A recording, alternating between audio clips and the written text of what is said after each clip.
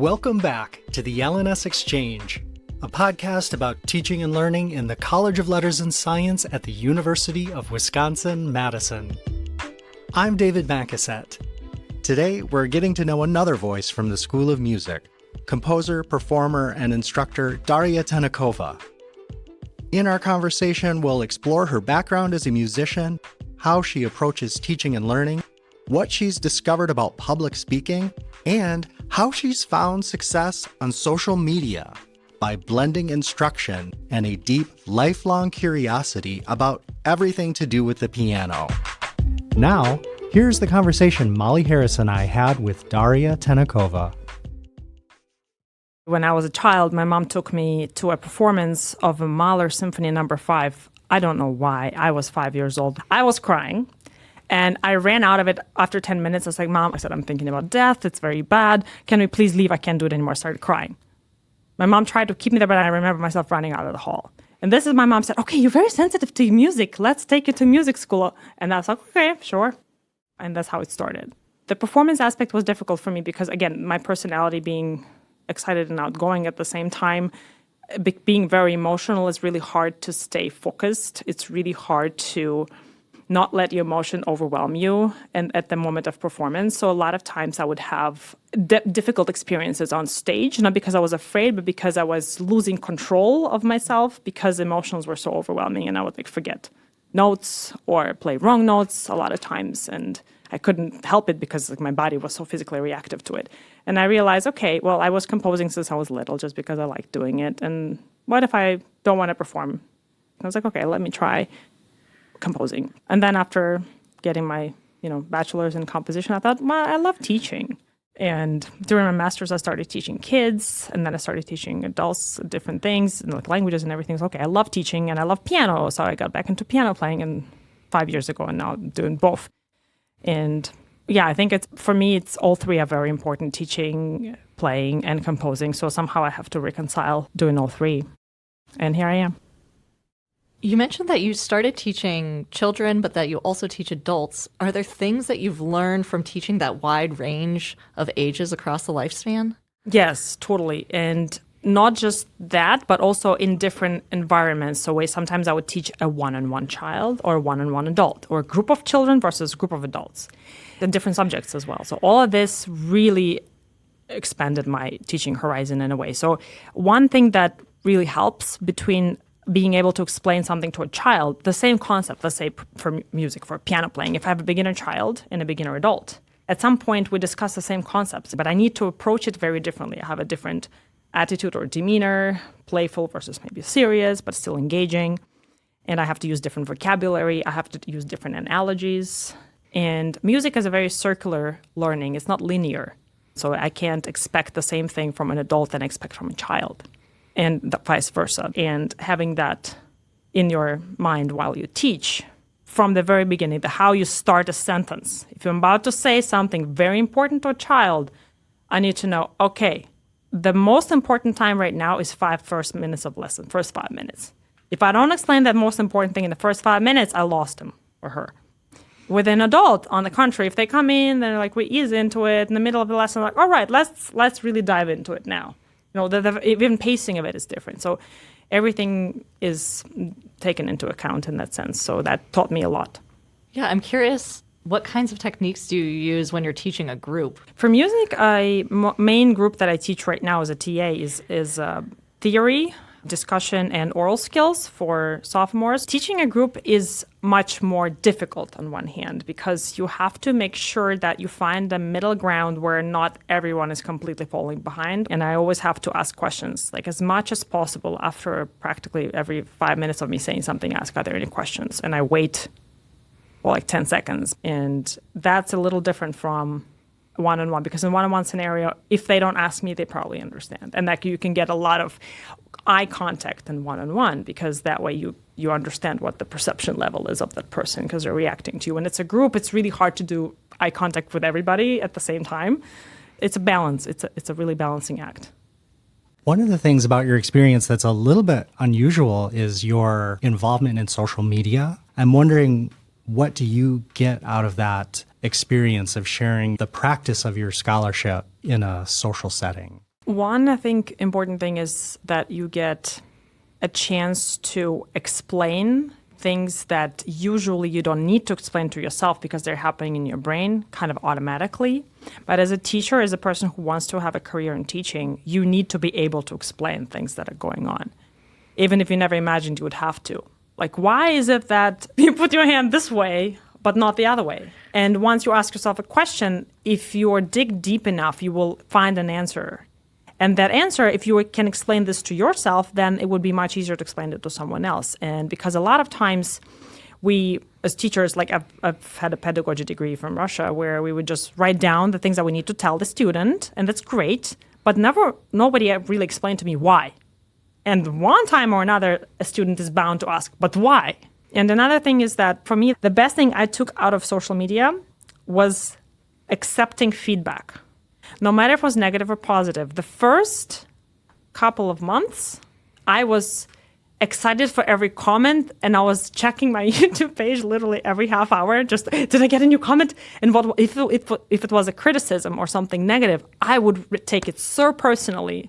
And I would be writing it at the very long reply to things as why and explaining myself.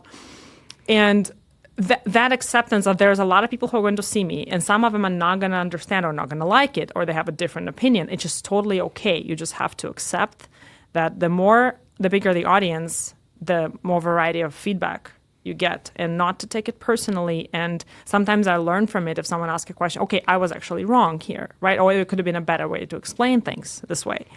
And sometimes just being able to say, okay, this is your opinion, and this is my opinion, and I have something to confirm my opinion, and we can have different approaches and everything. And then sometimes even to begin with saying that this is only one approach, this is only one way of doing it. There are other things, and maybe referencing other scholarly articles or approaches that people can find out about through my channel. Thank you. I have so many thoughts now.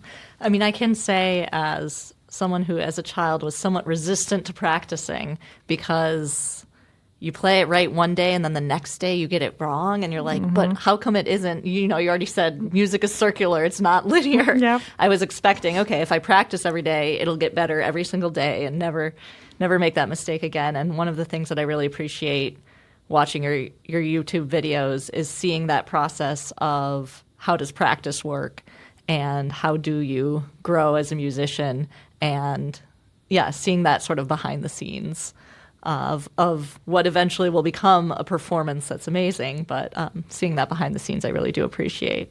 And one other thing that this reminded me of was a conversation that we had with a couple coaches at UW-Madison, and they talked a lot about that practicing in order to perform at game time, right? And thinking about not just how do you hit the volleyball, but why are you hitting it in that way, and what are the results of it. So this is familiar to me, sort of that like sports is kind of similar to the music here. Yeah. Yeah, a lot of things are in common.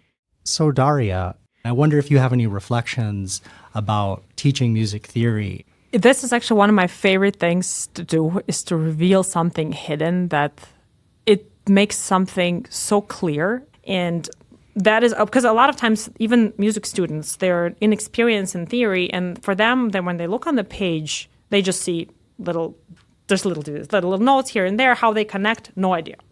So basically music theory is like creating a narrative behind the scenes, behind that page that you have. Because most of the composers that we study are the great masters, and they always do something for a reason.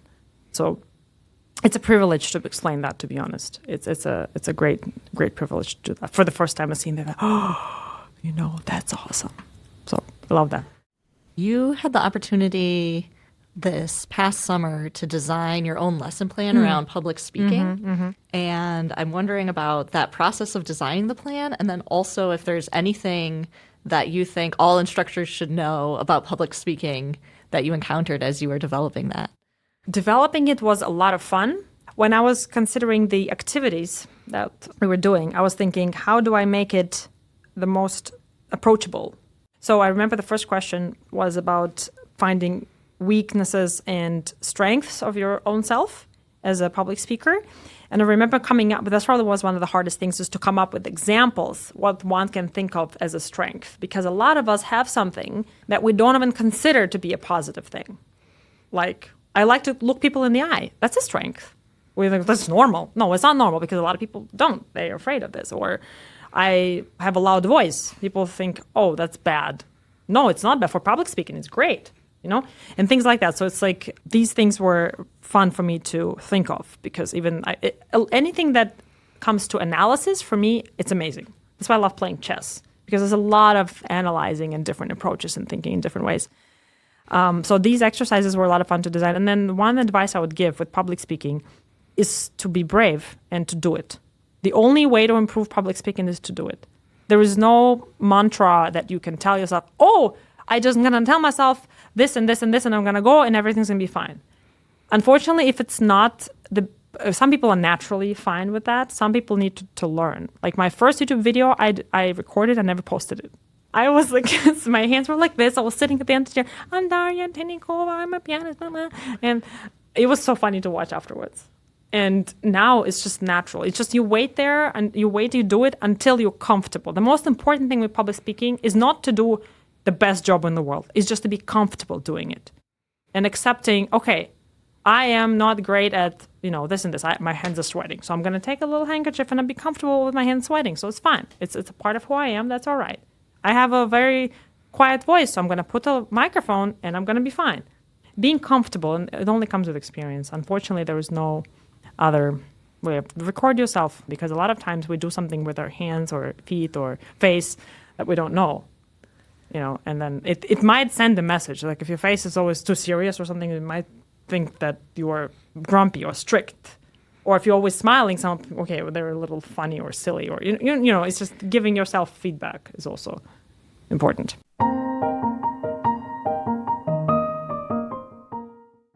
It seems like the times that we're living through are full of conflict and have some unique strains on instructors. Have you noticed anything that's important for instructors to remember about teaching well now? I think a challenge right now is to really focus for everyone. As much as there are advanced technologies to help us, there are also a lot of advancement that can distract us from things, obviously, like social media and everything. The most important thing is being present in the classroom. And I think another thing that can help teach better is to not make assumptions of any student that they hate you or they don't want to be there or that they look at you this way because they think you're stupid or incompetent, or because a lot of us have this in our heads, and I used to have it. I don't have it anymore. I'm cured, thank God. But I don't. Every time I have a look, I don't even think of it as a look. It's just someone is falling asleep. So what? It's not because I'm boring, because maybe they didn't sleep tonight because they have a paper due or something. So not taking things personally, not assuming that any student is there to, trip you up or they hate your subject. Maybe they're just falling behind a little bit in everything because they were sick or something, So that's kind of being positive about everything and just kind of coming into classroom and forgiving everybody already for whatever it is. They didn't do homework. They are not speaking out in class. They're looking at you like, I don't know, grumpy way. Forgive them. That's not about you. They're all, like kids. They have their own things to worry about. And you're just there to help them. You're uplifting their mood. It's not just the subject. You really need to. It's your chance to give them something positive. Speaking as somebody who's probably not completely cured from that way of thinking, this is a really important message. Like, just being generous is part of the equation of successful teaching. I totally agree, David. Daria, thank you so much for joining us. Thank you, guys. It was a pleasure and a fun conversation to have. This has been the LNS Exchange. The Exchange is brought to you by LNS Teaching, Learning, and Academic Planning and produced by the LNS Instructional Design Collaborative. If you'd like to listen to more of Daria's work, we'll put her socials on the show notes page of our website. Visit idc.ls.wisc.edu.